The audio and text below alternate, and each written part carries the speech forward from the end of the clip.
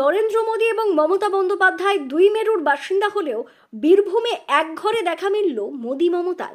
যদিও এই মোদী মমতা দেশের প্রধানমন্ত্রী বা রাজ্যের মুখ্যমন্ত্রী নন, দুজনে ভাই বোন। কাকতালীয়ভাবে একজনের নাম নরেন্দ্র মোদী আর দিদির নাম মমতা। আমার এটা ছোট থেকে আমার জেঠাটার নাম রেখেছিল, বুঝলেন না? তো এটা তখন তো আর নরেন্দ্র মোদী তখন নামটা প্রচলিত হয়নি, এটা এখন নেই, তো এই জিনিসটা প্রচলিত হচ্ছে। তো এতে আমার কোনো, এটা আমাদের সৌভাগ্য যে একটা প্রধানমন্ত্রীর সঙ্গে আমার একটা নাম জয়েন করা হচ্ছে। কিন্তু বিশেষ করে এটা কোনো রাজনীতির সম্বন্ধ নাই আমার।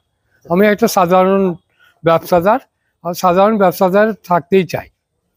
আমরা হচ্ছে এক ভাই আমি, আর 3টে বোন আছে।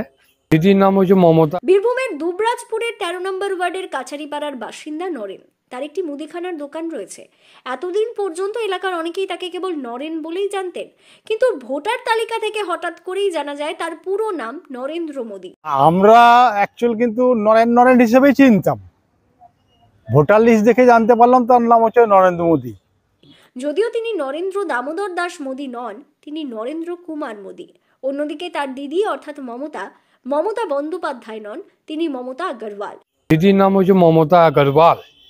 বীরভূমের দুবরাজপুরে নরেন্দ্র মোদীর বয়স 50 এবং তিনি দীর্ঘদিন ধরে দুবরাজপুরে বসবাস করছেন। তাকে এলাকায় অধিকাংশরা নরেন বলে জানলেও যারা তার নাম নরেন্দ্র মোদী বলে জানেন তারা হাসির ছলে অনেক সময় প্রধানমন্ত্রী এসেছেন বলেও মজা করেন। মাঝে মাঝে বলি প্রধানমন্ত্রী এসে নরেন্দ্র মোদী। অন্যদিকে হাতের কাছে নরেন্দ্র মোদী আর মমতাকে পেয়ে দুবরাজপুরের বিজেপি তৃণমূল কর্মীরা রীতিমতো উচ্ছ্বসিত।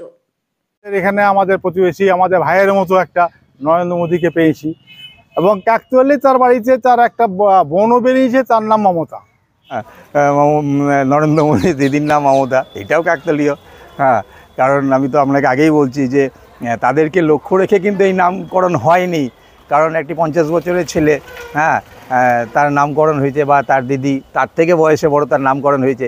হ্যাঁ, মমতা বন্দ্যোপাধ্যায় মুখ্যমন্ত্রী হওয়ার অনেক আগে তাদের জন্ম, তাদের নামকরণ হয়েছে। হ্যাঁ, নরেন্দ্র মোদী মুখ্যমন্ত্রী বা প্রধানমন্ত্রী হওয়ার অনেক আগেই তাদের নামকরণ, তাদের জন্ম হয়েছে। এটা একদম কাকতালীয়ই বলা যাবে।